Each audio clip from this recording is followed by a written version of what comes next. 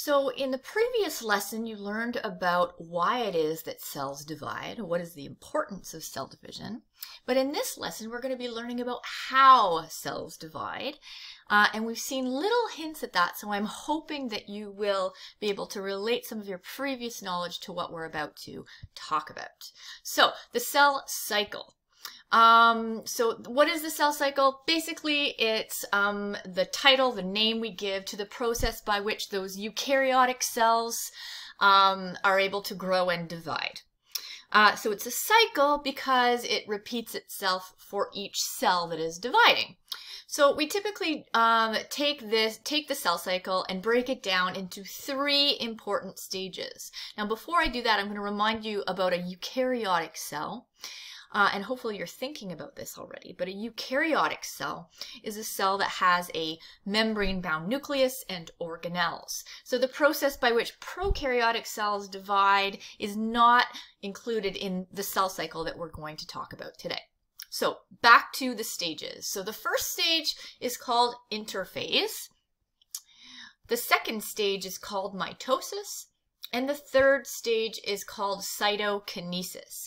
And we're going to break down each of those stages in the next few slides so that you can understand what's going on there, and I'll give you a few ideas about how you can remember those ideas. But right now, here is a diagram found from your textbook that will help you to get a sense of the fact that A, it's a cycle, and B, what is going on here. So take a minute to just take a look at this diagram and digest some of its component parts.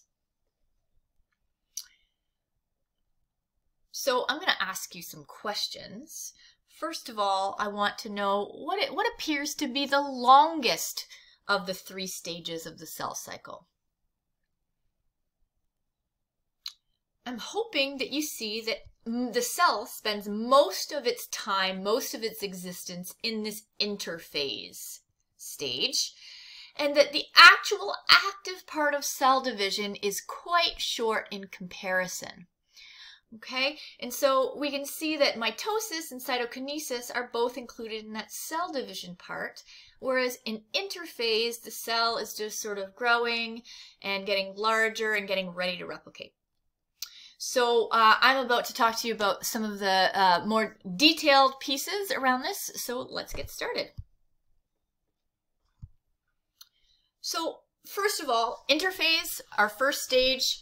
Phase means stage, so we're going to think of it that way. Inter, well, that prefix inter means like between, so think like international, between nations, right? Interpersonal, between people. Right? So inter meaning between. So it's a phase where the cell is in between actually dividing. And that's what's happening here. In this stage, we're going to see the cell growing in size. We know that, there's a point that the cell gets too large so that it can't kind of get needed materials in and waste materials out in enough time to keep it to enable it to survive. At that point, it's going to need to divide. And so in order to do that, it's going to replicate its DNA because each new cell is going to need its own copy of the DNA. So here are other few details related to that DNA replication. So what we have here is a single strand of a chromosome. Okay, and so this is a single-stranded chromosome, and at the middle of that chromosome we have this structure called a centromere. Okay, so think center, centromere. And when that one chromosome undergoes replication, okay, remember it needs to replicate so that each new cell coming from an original cell has its own copy of DNA. When it replicates, we see that that centromere now is holding two strands of chromosome together. At this point, we would say that each of these separate strands is called a chromatid. And because they are held together by a centromere, they are called sister chromatids. Okay, so over here we have on the left, here we have a chromosome. I'm just going to sneak back here for a second. On the left here we have a chromosome. Right? And then we're showing the chromosome after DNA has been replicated. At which point we say that each strand is called a sister chromatid held together by that centromere.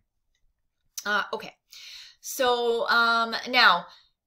now we see that once that DNA has been replicated, it's pretty much ready to divide, right? The cell has reached its maximum size in terms of efficiency, and its DNA has been replicated. It's pretty much good to go. Next, we're ready to talk about mitosis. So some people, when they think of the cell cycle, they only think of mitosis, but mitosis is only one of 3 important parts. But this is the stage where we're going to see cell division actually starting. Mitosis specifically doesn't refer to the cell splitting. It refers to the contents of the nucleus splitting. But we'll get into that. So when we look at this, right here is mitosis, and we see that the contents of the nucleus are moving to each cell, but the cell hasn't yet itself divided. So it's almost like a single cell with almost like 2 nuclei in it. Okay, and it's going to happen in 4 separate steps. These are sort of the classic steps that we talked to you about when you first learn about mitosis in grade 10, and we give you a mnemonic to help you. So the first stage is called prophase. The second stage is called metaphase. The third phase is called anaphase, and the last phase is called telophase. Now, students, I will often say to you, remember PMAT, and that will remind you of the order in which mitosis is occurring. And in the next few slides, we're going to be just breaking down what is going on in each of these 4 stages. And again, I'm going to give you some ideas to help you remember those details. So before we begin, though, I want to remind you or explain to you some differences about what the DNA is going to look like in interphase versus what it's going to start to look like in prophase. Okay, so remember, interphase is that phase before the cell is actively divided, and at the end of it, our DNA has already replicated. So I want you to imagine that at this point, the DNA has already been duplicated, but it's in these sort of long, messy molecules that are all kind of bungled up and disordered, right? And so, imagine that if you had maybe, 3 or 4 long ropes or hoses, and they were all kind of, bundled, overlapping each other and all tangled, that it would be really difficult for you to separate them. And so remember that in the process of mitosis, our goal is to separate the material in your nucleus. So it's not organized in a way that is super helpful for that, So at this point, what we call the DNA, we call them strands of chromatin, and they're long and they're sort of invisible and disorganized. So that's just our precursor to mitosis. So I'm going to talk to you about how we deal with this mess moving into the first stage of mitosis, which is prophase. So I'm hoping that you have in front of you either a table constructed or you've been able to print off the accompanying note for this, because we're going to get right into it. So remember, PMAT. So we're going to start with prophase. Okay, so prophase is the first stage, and we're going to look at a diagram of what the cell looks like at this stage. So before we get into the major events, let's just examine what we see here. So what I'm seeing is I'm seeing that the DNA doesn't look like that sort of bundled mess of chromatin. And in fact, what happens in prophase, one of the first things is that we start to see our DNA, our very long DNA molecules, start to supercoil and become organized. So this is sort of akin to taking your rope and then kind of organizing it and winding it into a nice tidy piece that you can transport. Okay, same idea here. So we're going to see our chromosomes start to become thicker and shorter, and they're doing that because they're becoming supercoiled. Now, another thing that I start to see is that each chromosome still has that centromere there, and it's joined by the 2 sister chromatids are joined by that centromere. Okay, so all ready to divide, ready to go. The last thing, it's harder to perceive in this, especially without any prior knowledge, But when I look at this nuclear membrane here, it used to be sort of more of a filled in sort of purpley shade. But I'm starting to see that there's pieces of it sort of disappearing. And in this diagram, what that's meant to show is that the nuclear membrane is starting to disappear. Now remember that the goal is eventually for the DNA, the nuclear material here, to be divided. And so if it's going to be separated into two different groups, then that nuclear membrane needs to be gone. Okay, so there's prophase. Next is metaphase. And so let's look at the diagram, and I'm going to help you think about some ideas that will help you remember what's going on in metaphase. So take a close look at this diagram and tell me what you think you see. Well, what I'm hoping you're seeing is that all of your chromosomes are lining up in the middle of the cell, right? So metaphase, think middle. Metaphase, middle, right? Sometimes that middle is called the equator. In grade 11, you'll probably use the term equator or equatorial plate, but for now, we're going to be good with middle of the cell. Okay, so that's the first thing. Now, another thing that you hopefully are seeing is that there are these like stringy things here, right? So those stringy things are called spindle fibers. So fiber is just a long kind of, fiber. It's hard to explain that. But here we have these fibers, and they seem to be joined at the centromere, right? And so that's exactly what's happening. These are called spindle fibers, and they are attaching to the centromere of each individual chromosome, replicated chromosome. Okay, so those are the two important pieces going on in metaphase. We have our chromosomes lining up in the middle of the cell, and we're seeing these spindle fibers attached to our centromere. Now you'll also notice that at this point, the nuclear membrane has completely disappeared. Ooh, I forgot to turn on my laser pointer. Here we go, that might help.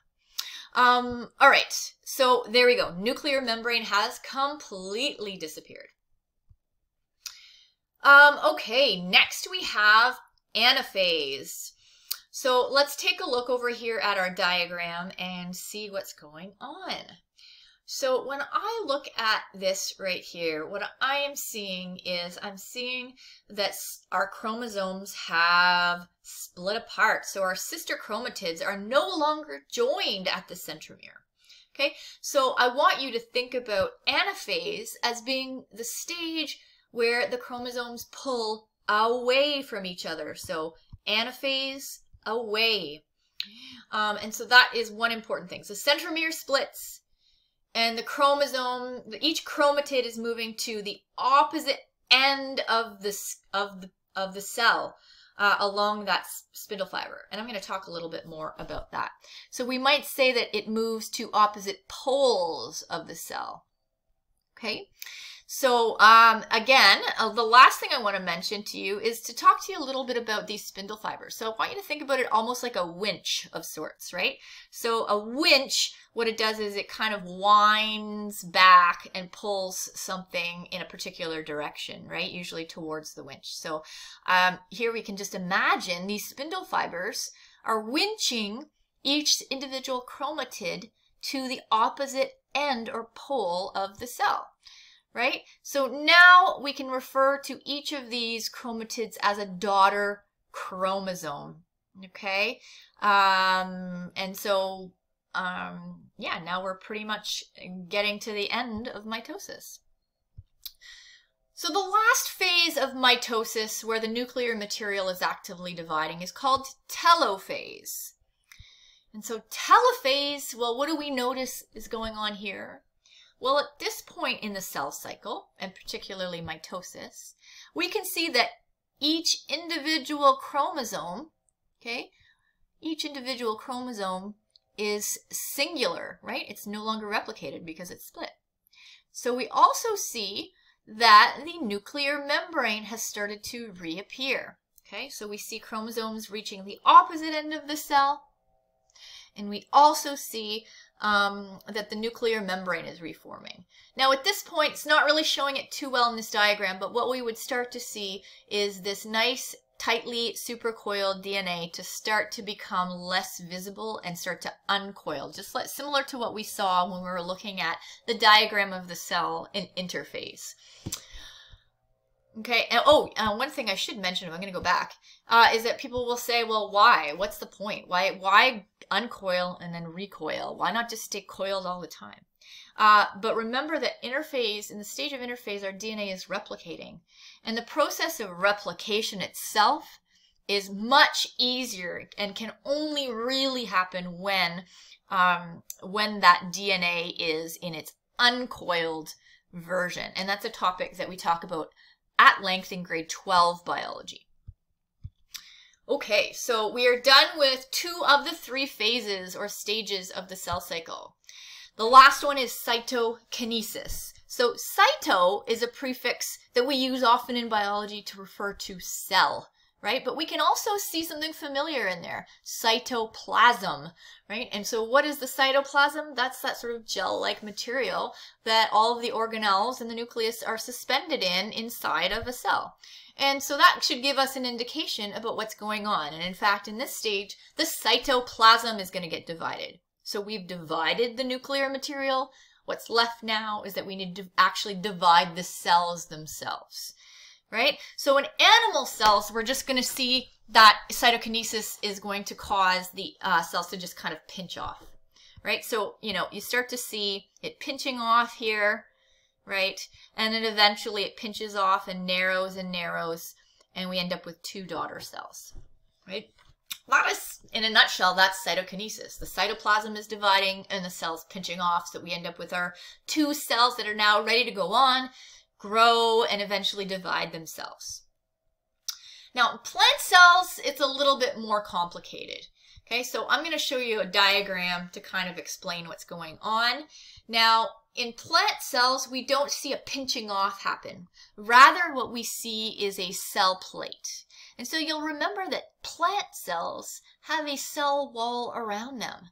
And so they're not going to be able to easily kind of pinch off. And that's because that cell wall is fairly rigid. And so instead, what we see is a cell plate form that eventually becomes that new cell wall slash cell membrane, right? And so we don't look at the daughter cells as being sort of unique, individually mobile units. They sort of all stick together, okay? And so in plant cells, we have that plate that forms that eventually becomes a new cell wall.